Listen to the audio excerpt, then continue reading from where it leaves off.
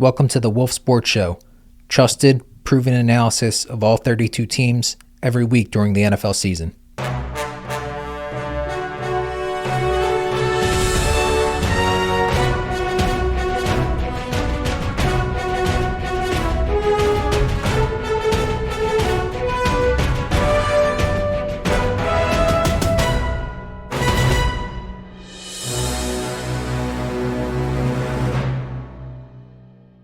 Hey everyone, it's Dave Chapin.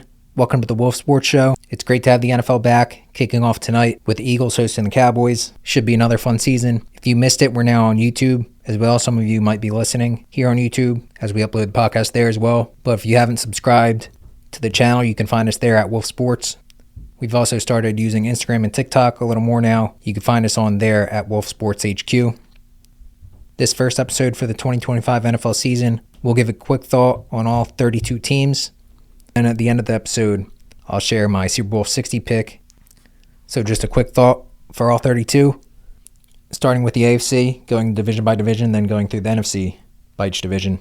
Let's start with one of the two Super Bowl favorites in the AFC East, the Bills. 33.2 points per game in their past 5 playoff losses. Can they make key stops when it matters?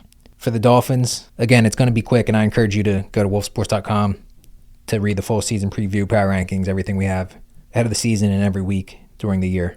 But the Dolphins, I think a fast start is crucial for Miami to avoid the wheels falling off. Tyreek Hill is still there after previously wanting out, so they got to hope things go well and don't blow up. Patriots, Drake May's progress, and how do all those veteran additions mesh together?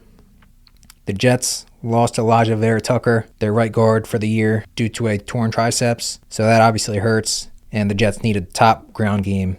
Watch second year back, Braylon Allen, if they're going to be competitive. The Ravens, the other Super Bowl favorites according to the odds makers right now, tied with Buffalo. Unstoppable on offense when they're clicking, and added Malachi Starks and Jair Alexander to the secondary on the other side of the ball. Bengals, pretty simple. How does the defense look under new defensive coordinator Al Golden? We know the offense can score a ton. The Browns kind of formula of running the ball and playing defense help them compete, but maybe a lot of eyes on the two rookie quarterbacks late in the year, not to take anything away from Joe Flacco, who I think with his experience should play well there, but not an easy spot in the NFC North. And then the Steelers, I think Aaron Rodgers meshes well with Pittsburgh, and watch those tight ends, Jonnu Smith, Pat Freiermuth, Darnell Washington, especially as a blocker.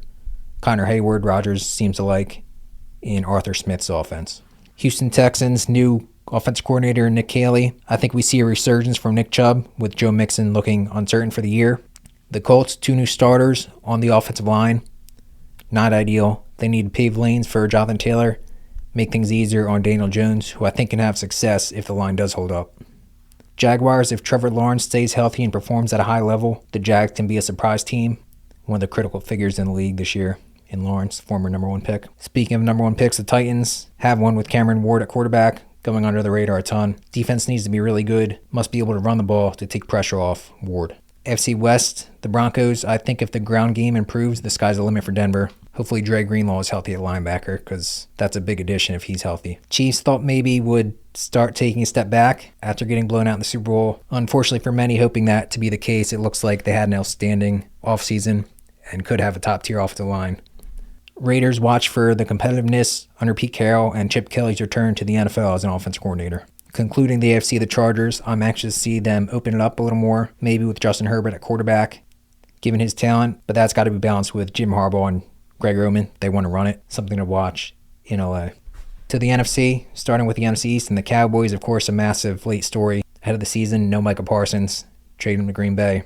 So much is on Dak Prescott's shoulders. Love the George Pickens trade in the offseason, and they're going to need to light it up through the air this year. Giants feels like better vibes heading into the season, but that early season schedule is brutal. Defense must get after the quarterback.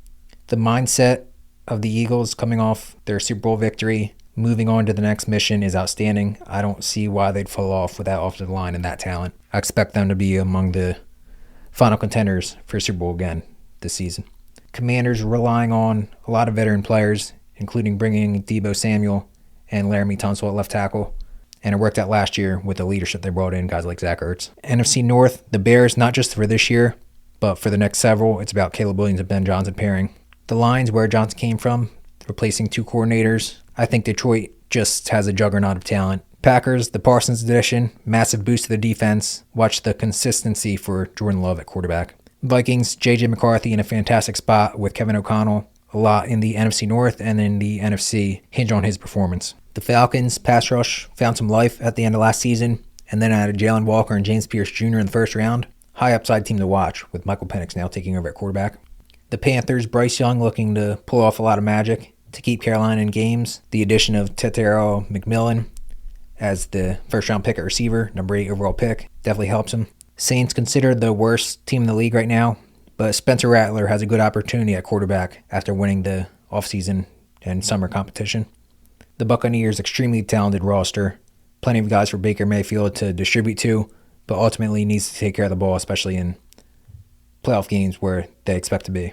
Finally, a division I talked about being very intrigued by. I think every team can win it and every team can potentially miss the playoffs. The NFC West. Cardinals, can the defense, which is continuously added to the roster, become a top unit in year 3 under Jonathan Gannon? For the Rams, Devontae Adams, him in the red zone is going to be huge for LA.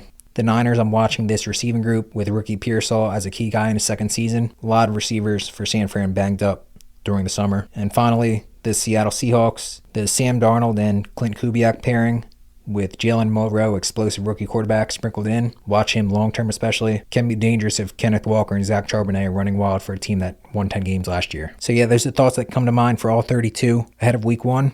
And we'll conclude with my Super Bowl 60 pick. Initial instinct was Bills-Eagles, and Buffalo finally getting there and winning. Defense making key stops finally. Some things going their way. And that was my last instinct as well. But I'll go with my head and middle instinct of saying the Lions win their first Super Bowl, beating the Ravens. I think Baltimore's figured it out in the playoffs with Jackson nearly tying the game last year, would have if not for the 2-point conversion drop after an 88-yard touchdown drive. Derrick Henry can be a great differentiator for Baltimore in those cold weather late season games, including in the playoffs. So I say they escaped the AFC, but the Lions, very stingy defense, the number 1 offense in the NFL last season in terms of points per game. I think they just have a machine there, get over the 2 coordinator losses and changes. The interior offensive line must hold up. That shuffled 3 new pieces there. Graham Glasgow moving to center, so it's really 3 new spots. But so much talent. Aiden Hutchinson sounds like he's going to be a total game wrecker again. I'll say Dan Campbell's squad gets there and wins the big game. I always say we don't really know what these teams are going to look like, so it'll be good to get more information when they do hit the field. Hopefully a fun season, but hope this gave you something to watch for every team as we finally see them all hit the field this Thursday through Monday. That'll do it for this week 1 episode of the Wolf Sports Show. We'll be back every week during the season. Thank you for listening and enjoy all the games.